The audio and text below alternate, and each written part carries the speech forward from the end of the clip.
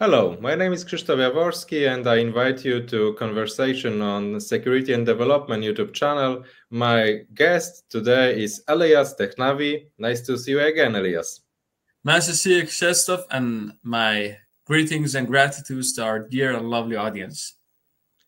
Thank you very much. And as we discussed in our recent talk, it is worth to deep dive into history of Iran's Russia relations, because it helps us to understand the cooperation in some aspects between these countries, but at the same time to understand why there is lack of trust and lack of deepening in some other areas. But before getting to the present times, I think it's worth to start from history, because history is the important factor that is shaping strategic culture and is shaping the way the elites which are deciding sees their international environment and make their decision based on this perception. So shall we start from the 18th or 19th century? What do you suggest? Well, we can start from the mid-18th century, and then we delve into early 19th century. We talk about the Russo-Persian War that started on July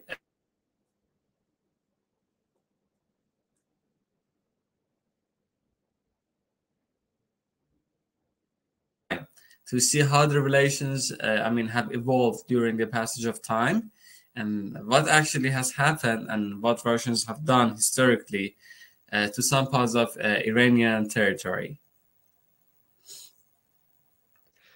Okay, so this first encounter we are discussing between Russia and Persia back then was war, was Yes. aggression from Russia. Exactly. Yeah. To start, I should say that all this war initiated by Russian expansionist aims and intensified by Iranian resistance. So the war witnessed significant military engagements, and there were different battles and wars of friction between these two parties. The wars include Battle of Ganja and capture of Yerevan, the current capital of Armenia. And the Iranians were initially successful. When the war started to happen, the Iranians had some major achievements. Catching the Russian forces of General, if I'm not mistaken, these names in history is filled with names and locations. So if I'm not mistaken, there was General Yermolov that leads the Russian army during the first initiated battles. So there were also some locals uprising against the Russian garrison in Talish, Ganja, Shaki, and other areas. And the point is that these areas are no longer part of Iran, but there were local resistance against the Russians. So we can see at that time, in the summer of 1826, people living in the northern or western of Iran were not pro-Russian. So that was all a scheme of expansionism. So the Russians reinforced under the newly appointed general. They just changed their general and again started the war. And they captured Tabriz. Tabriz is now a part of Iran, but it was captured by the Russians in the following summer. So the war, to summarize everything, the war concluded with the Treaty of Turkmenchai in 1828. The whole war continued for 2 years, and it kind of stripped Iran of its last remaining territories north of Aras River. So we lost some of our important territories, and these territories comprise all of modern Armenia, Nakhchivan Autonomous Republic in the Republic of Azerbaijan, and the Igdi province in Turkey. I'm sorry. So the Iranians lost some three important regions overall. I repeat it again. The modern Armenia, we're talking about a country. Nakhchivan Autonomous Republic, which is now located in the Republic of Azerbaijan, and the Igdir province in Turkey.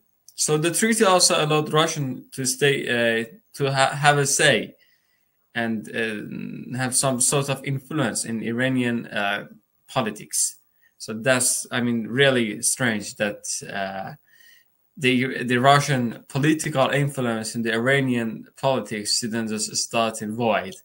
It has a historical root, and it started right after the Russo-Persian War that like lasted for 2 years. So after the war and after all these treaties were ratified, the Russians decided to have a say in Iranian politics. So what the Iranians just asked in return, the Iranians just asked the Russians to allow them, I mean, that a specific king in that time asked the Russians to allow him to just set his son as the successor. So you see, what was happening was technically a chaos, a political mess. So Iran was initially or potentially saved, let's say, from further loss and submission, possibly even from the losing of all Iranian Azerbaijan, or even becoming a Russian vassal, either due to the persistence of the Iranian negotiators with the help of British, or the Russians' desire to quickly make peace, since another war with Ottomans was likely to happen. So you see that stopped. I mean, everything stopped at that point, and the British were also trying to contain the Russians' expansionism. So that is a brief history of what happened during these two intense, I mean, years of war between these two, I mean, countries, or between these two rivals. I'm wondering if you could shortly summarize it when it comes to 19th century. You already mentioned that Russia's empire expansion into Persia went really deep, and Russia had a territorial land border. If we look at the whole 19th century, how important was this expansion of Russia? Because Persia had tensions and war as well with Ottoman Empire, as well with, I think, had problems with pressure from United Kingdom. So was this Russian threat the most important, or maybe one of some other expansionist neighbors?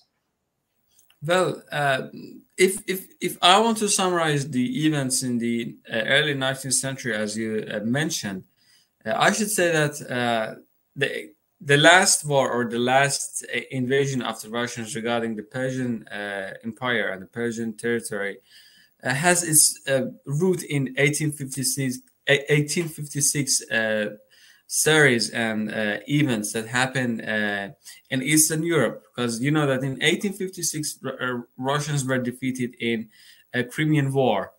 There was a coalition of the British and French and Ottoman forces that altered the direction of Russian expansions from Europe to Central Asia, because they stopped them and they didn't let them to continue.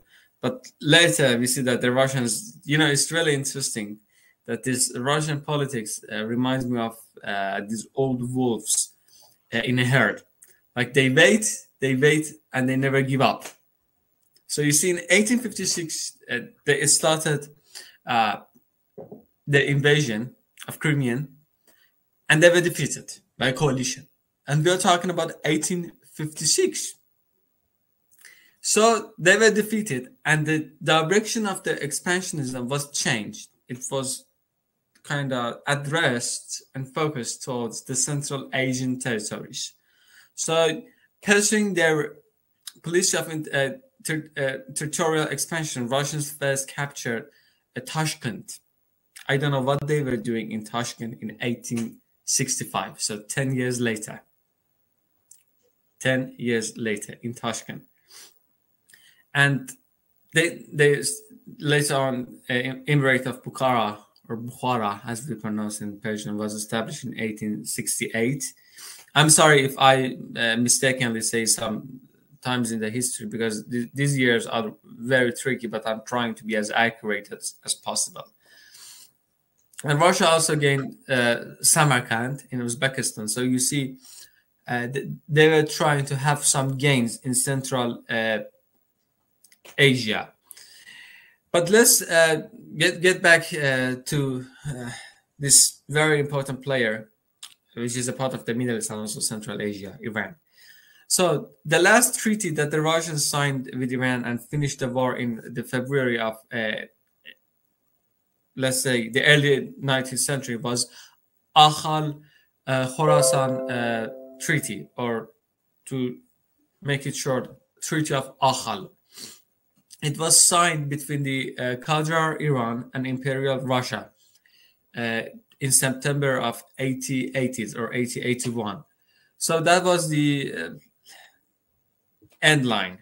It marks Iran's official recognition of Kharazm, which is now Turkmenistan. So we lost another big territory, and it was annexed by the Russian Empire. So we technically lost the whole Turkmenistan.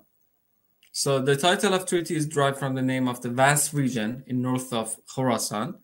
It's the northern east of Iran. And there lived this Turkmen tribe of Teki.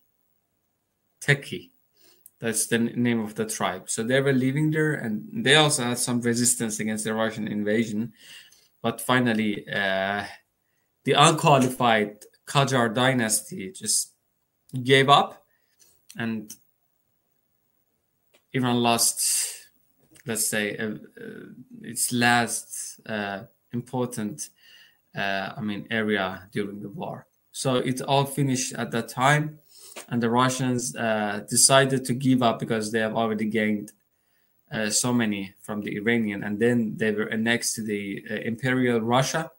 Later, they were a part of United Soviet Union, so the Russians kept them even during the 20th century successfully. And even now, we can see that these countries, not directly, but indirectly and not strong, but weakly, are still influenced by the Russian political agendas. I think it's really interesting.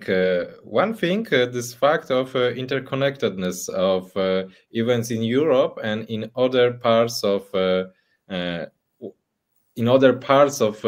that are neighboring with Russia, in Central Asia, in Middle East, in Far East. Because I think from my perspective, and I think perspective of people in Poland, we mainly focus on this European activity of Russian Empire, which is of course understandable, but I think that seeing this as interconnected, much broader feature makes it much better understandable. Another thing interesting for me is that Persia suffered territorial losses, and it's rather recent territorial losses to Russia, because it's 19th century. For Poland, it's partitions. Poland didn't exist as a sovereign country, but this is a very vivid memory for us, even if it was more than 100 years ago. I'm wondering if it is this 19th century is as well a vivid memory for Iranian people, and I am wondering whether it was important fact that these territories are not now territories of Iran. Iran is no longer empire, if I can use this term, because on these parts which were taken by Russia back then, now exists another sovereign nations. But it's again a bit similar to Poland's case, because some of our eastern territories, so-called Kresy, are now sovereign nations. Belarus, Ukraine, Lithuania, Latvia. So I'm wondering if it is important factor that there are another nations on these lands, and if it is still it is still something that is vivid in memory of people and strategic elite in Persia, in Iran. Well, now I have this question: is it still vivid in the memory of the Polish people? Yes, I think it is. Maybe not as some claim to regain these territories, because it's no longer the case. But the fact that Russia is enemy and that Russia made a lot of bad, a lot of expansion, terror, occupation to us, it is vivid. I'm wondering if it will be as vivid if not 20th century, because it's serious of this war, of this expansion, of this occupation, and it I think it merged into one long memory of threat of aggression from Russia. So when it comes to Poland, but when it comes to Iran or Persia, the story is totally different. It's as vivid as the 19th century. Like the people, whenever we speak of Russia, like even the young generation, because they're with history and they have read the history books, and they're still like keeping guards and grudge against the Russian invasion. We never forget what they did, to our integrity. And they were keeping those countries in the 20th century, because now they are totally separated countries, Republic of Turkmenistan, Republic of Azerbaijan, Republic of Armenia, some parts of the northern east, some part of even near Georgia, because the Cultural dynasty lost all these territories like gradually. It was not a one night battle or a week battle. It lasted for some years, but the Iranians like always talk about it when it comes to Russia's thing. That's like people start to talk about this day. Intervention in the Iranian politics that people loathe and hate. The people really hate it. I mean, they always say the Russians are interfering in our politics indirectly, and they try to impose their own preferences on the government, and the people don't like it. And the second thing that pops up in the Iranian mind is that they've been invaders. And when it comes to current time and present, this is still apparent, but in different areas. Like the government is using this opportunity to kind of work and cooperate with the Russian. They're using their cooperation to gain political objectives, like the political objectives in the United Nations, or to veto some resolutions that's being kind of ratified against Iran. They just don't let it to get ratified. When it wants to get ratified, the Russians veto that, like what Chinese are doing. But the Chinese don't have a history of invasion when it comes to Iran or Poland, because they were far away. Technically, they were far away from us. But this is, Iranians are really sensitive when it comes to that specific period of time, because that was the imperial Iran, and the Russians destroyed this empire. Like they started to rattle the foundation of this empire, and that's why the Iranians never forgive them. We technically never forgive those who weaken our empire, because we were a very well-established empire in Central Asia, with more than 2,800 recorded years of civilization before the birth of Christ. 2,800 years before the birth of Christ. And there were countries, there were players who betrayed our trust and weakened this empire. So, to be honest, this is a general perception, this is a general understanding of the Iranian mental mechanism, that they don't forgive those who betrayed the Iranian empire, the Persian empire. That is some sort of a conduct, or a mental conduct, code of conduct that the Iranians have. So let me ask, if is it both when it comes to current regime in Iran after Islamic Revolution and previous rulers of Iran, it's the same when it comes to assessment and approach towards Russia? The previous, let's say the previous government didn't have enough time, or the previous dynasty didn't have enough time to kind of moderate its relation with Russians. Like Reza Pahlavi or Muhammad Reza Pahlavi, both together like ruled for something like less than a century.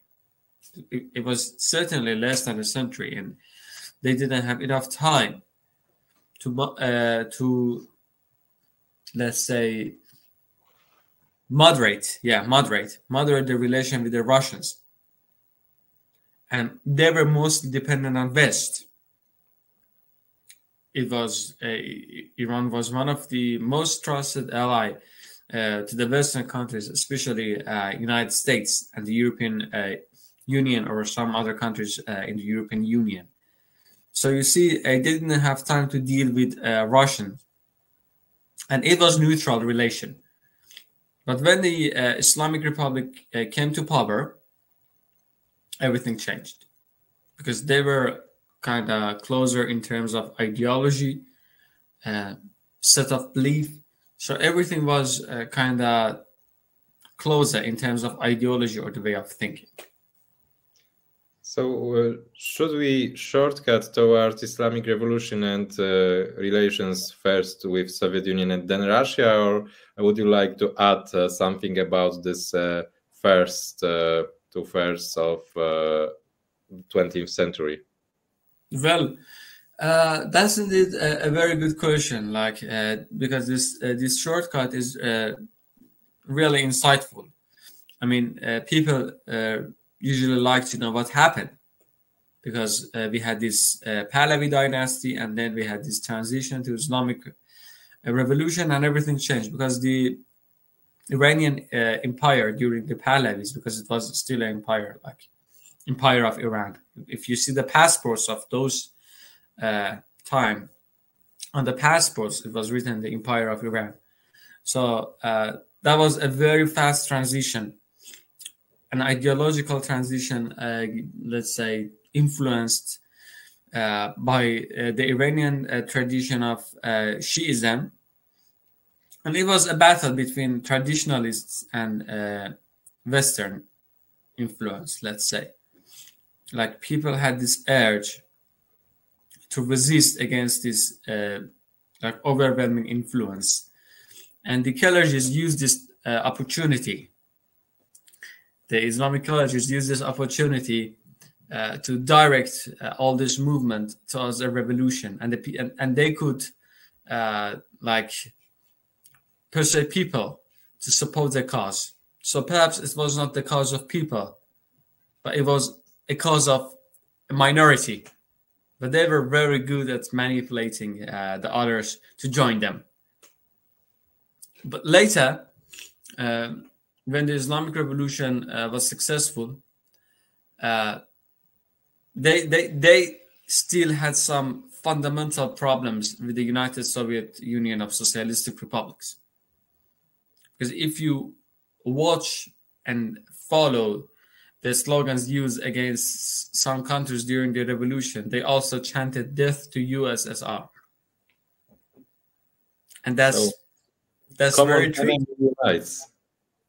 Yeah, like they were saying "Death to America," and they were saying "Death to the previous Russia."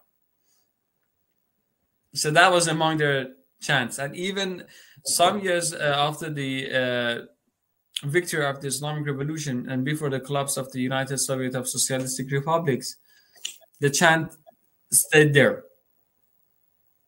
So after the fall of the Soviets, the Islamic Revolution leaders changed their direction.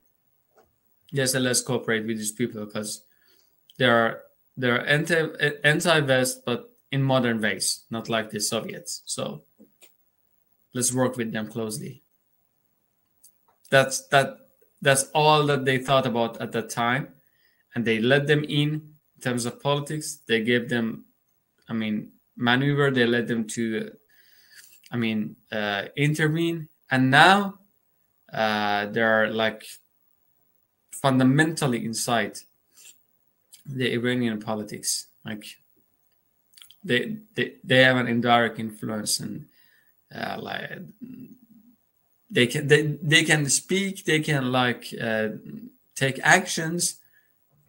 They take actions in Moscow and they just redirect it towards Tehran. Yeah, and the people don't like it. So you mentioned what are these benefits from cooperation with Russia nowadays for Iran? It's on this diplomatic level, veto in Security Council of United Nations. It is this diplomatic support. It is military cooperation. We mentioned earlier, you said that the main benefit is money, and we discussed whether it is as well transfer of technology, but as you said, it is something, well, Russia is not trusting its cooperators, so it's not, it doesn't want to transfer too much technology. And on the other, in the opposite, what do you think the main benefits for Russia when it comes to cooperation with Iran? Well, mostly the Russians are using Iran to like proceed some of their security and military agendas, especially in the Eastern Europe. People might question that what the Iranians are doing in the Eastern Europe. Technically, Iranians are doing nothing in Eastern Europe. It's the Russians. The Russians are using the Iranian capabilities in terms of missiles program or drone program to facilitate their operations. So to be clear-cut, Iranians have no interest in Eastern Europe mechanisms. Iranians are not even this current government. They're not pro-war when it comes to Eastern Europe because they see little or none interest in Eastern Europe. What they are, focusing on and concentrating on at the moment is the money gain and financial gain they can have from this cooperation because they're heavily sanctioned in terms of military. So they have drones, they have missiles, and they have plenty of them. So they need a bazaar to sell these products. And now the war in Ukraine and the Eastern Europe is a very good place to sell their markets, to sell their products. Just like what the Americans have been doing in the Middle East for ages. Because we see that when you come to the Middle East, this is a very common question that the people of different societies are asking. What Americans are doing here in our region. Like you go to Saudi Arabia, like the Saudi Arabia was the first country that its nation started to raise this question that what Americans are doing in Saudi Arabia, what Americans doing in our companies. There were American engineers in Saudi Arabia who established Aramco, and the people were like, they were fighting against them. Can you believe it? Like the religious figures were saying that these people should not be presented in our soil. We are living in a holy soil, and these people are not Muslim. And we should make them leave. So there were a series of violent activities against the American engineers in Saudi Arabia, and now they are good allies. So you see, the Americans also had little, interest in the Middle East for the beginning. At the outset, but later on, the economic initiatives and the economic causes just make the presence more stronger and intensified. And the same thing is for the Iranians. They need to sell their drones. They need to sell their missiles, and politically speaking, they need the Russians to be dependent on what they are offering, because the Russians are having some tremendous economic problems. They're not like the Americans with a very powerful economy to just engage themselves in various wars. So it's a war of friction. They're losing their resources in terms of economy, and they've been heavily sanctioned by the European Union and the United States. So they have few allies left. They get the drones from the Iranian, they get the missiles and soldiers from the North Korea side. They receive some tactical support from the Chinese. Chinese are very careful in that regard. They don't want to get their hands dirty, but their hands are already dirty because even ordinary people know that the Chinese are helping the Russians as well. But in terms of ideology, I can say that the Chinese and the Russians are closer to each other. Like, you know, they both have these strong communist parties, but Iran still a big question mark. I mean, if you put the economical aspect aside, what other gains do you have in this game? Nothing. Zero. And what do you think about such approach as, for example, the one which is presented mainly by Anne Applebaum, for example, in her recent book, Autocracy Inc., this approach where she argues that it is the more important factor than, well, so-called objective geopolitical interests of nations which stem, for example, from their history, from their geography, from their trade and so on. The more important factor is the type of government, and autocracies are cooperating with each other to, well, to preserve its existence, to keep the power, to keep the resources, but not as a whole nation, but as this smaller group at the top of the nation, which is exploiting its, well, its citizens, or maybe even well, people who are under their power and are not citizens. Thus, what do you think about this approach? I can say that this is more an idealistic approach. This is, to be honest, and just put it simple here, I should say that this is more an idealist approach. With this is a sub-zero game for Iranian people. This is a game with zero achievements. It's more idealistic. Like you're pro ideas. You're metaphysical. You're not even being geopolitical. I mean, like, what gains do you have? Like, if the Americans are protecting some nations in the Middle East, it's a rational choice in terms of international relations theory or security studies. They're acting like rational players. It's not a sub-zero game. You protect Saudi Arabia, you protect United Arab Emirates, and they give you money. They give you oil for a better price because you are giving protection. But when it comes to Iran, I mean, the support of Iranians regarding Gaza in Palestine is all idealistic. It's based on an idea. It's based on a revolutionary idea. And the people no longer are pro-revolutionary ideas. They say, like, save our economy. Save us. Save the society. Where is all this money, going? So you see, geopolitics play a little, role here. And as you clearly mentioned, and just point out, there's a minority that is guiding this vessel, this ship that we call government. They guide it, not the population, not the popular, perception. And that's dangerous. And now we are seeing a homogeneous mode of government in Iran. All the people are thinking the same, and there's a radical opposition living inside to oppose them. Even the reformists are thinking the same, but in a different way. So who can correct the behavior of such a government?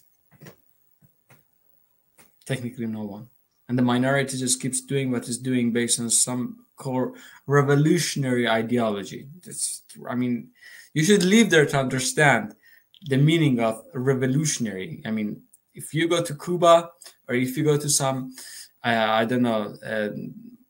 leftist Marxist society, that revolutionary idea is not even as strong as you can sense it in the Iranian political structure, not the Iranian society, but the Iranian political structure. This I don't know how to put it, revolutionarism, something like that, it's really new. It's an innovation. So yeah, that's it. That's really interesting. So, if I understood correctly, does it mean that this Iran till Islamic Revolution 1979 is significantly different when it comes to its culture, its strategic culture, than after Islamic Revolution? It's something new, something that changes Iran as a state, as a nation, totally than compared to the previous state. I'm even I cannot use this adjective sure, because when you are studying humanities, Krzysztof, or social sciences, I always also tell my students to avoid using assertive stances. So I, as an lecturer or a researcher, should also avoid assertiveness. But I have this sensation that even those families who took part in the Islamic Revolution in 1979, their descendants are asking their fathers or asking their family that, what were you thinking with yourself?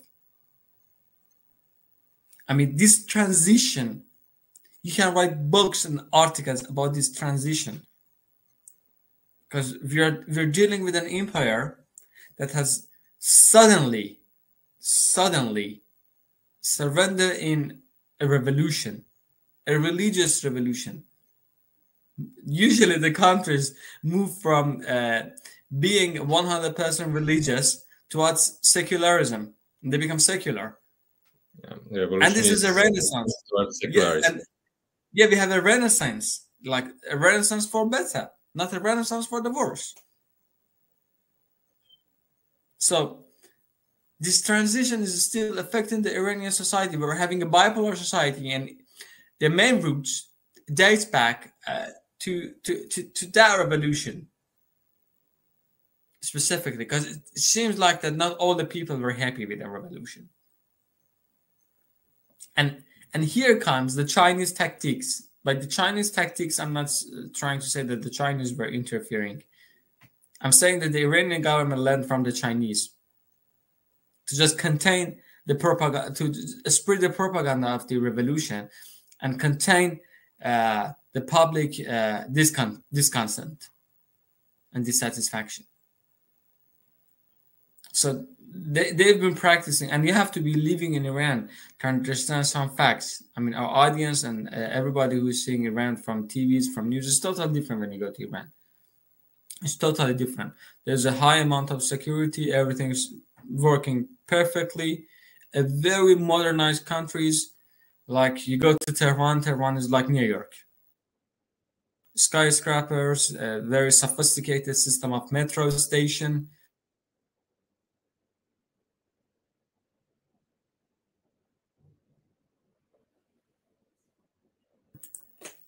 But the ideology, I mean, you cannot comprehend that.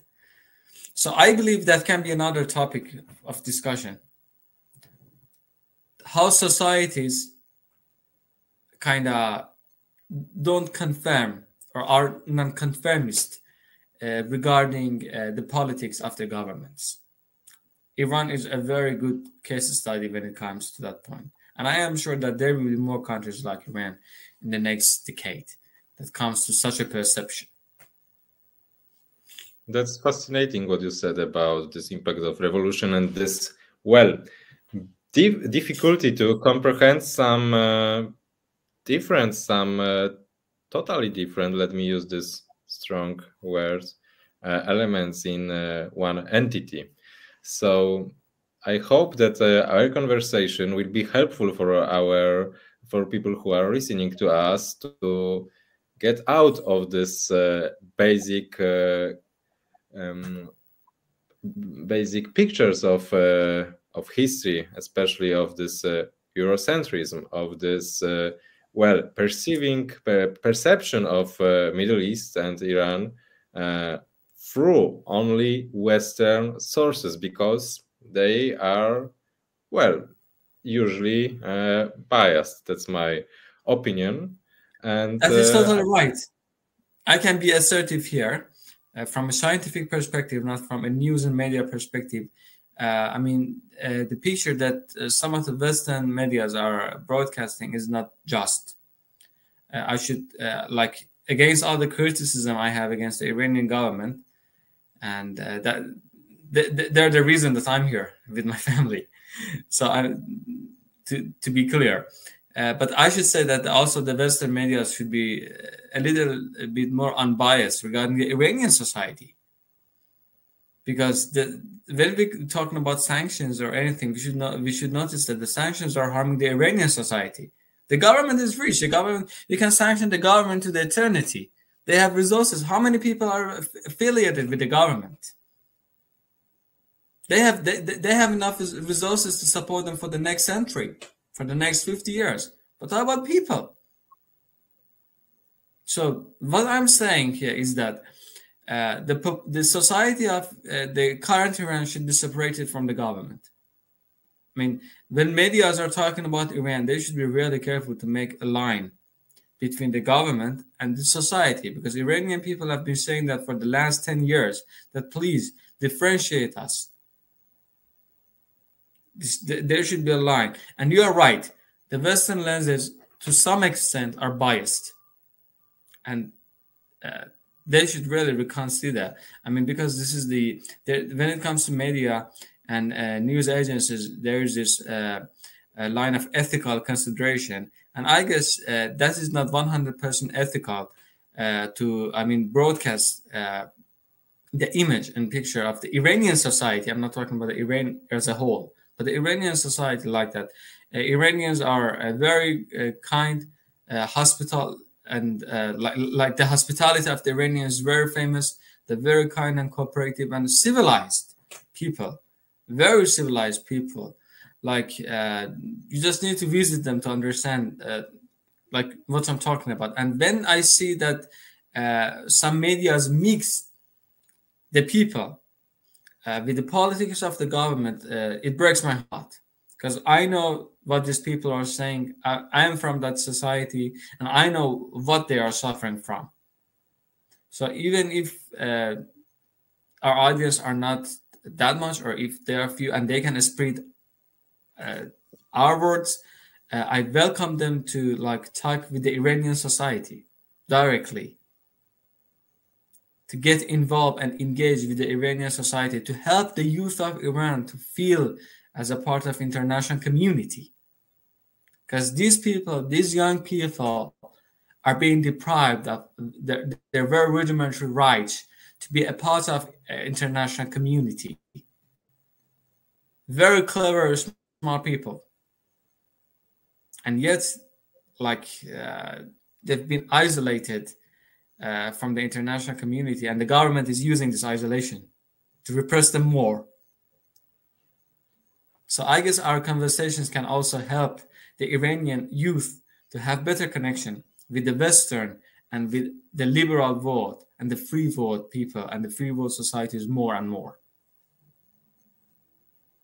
Yes, I think that understanding the world better, understanding other societies better, seeing them not through some biased prism, but seeing them as close as this is possible to people of other cultures, to understand people of other cultures, is something which is value for itself at first. But even if we go further to creating international politics, to creating strategy, better understanding who you are dealing with helps you to be pragmatically more effective. And when we look at the US strategy toward Middle East, toward Central Asia, well, maybe the goal sometimes when it comes to value was right, but the means usually were wrong. And of course, we have in mind that it's not only about values, it's about interest, about oil, about gas, of course. So I think that having in mind this need to be unbiased when we are talking as, well, regular people, not some people who are creating strategy, is really right and really useful.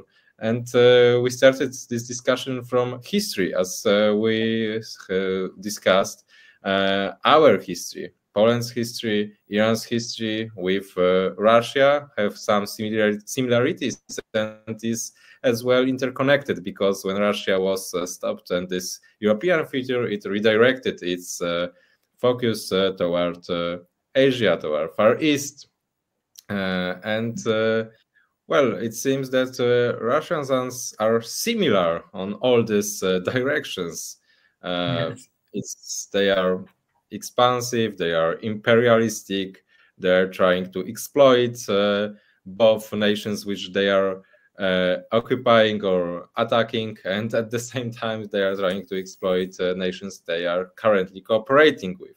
It's worth to have this in mind as well. So I hope this conversation as well just a first step toward better understanding, because as the same for me, and I hope for people who are listening to us, it will be the impulse to further reading, further looking for information.